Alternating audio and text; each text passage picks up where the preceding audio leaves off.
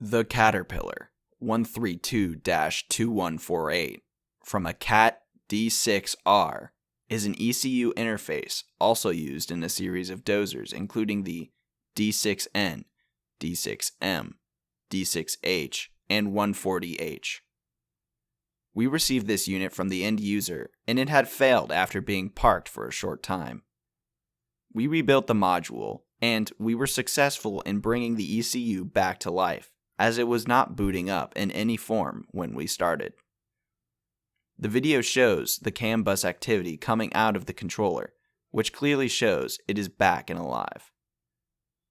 At ERD, we provide service for a wide range of dozers, from not just Caterpillar, but also Case and Komatsu, to name a few.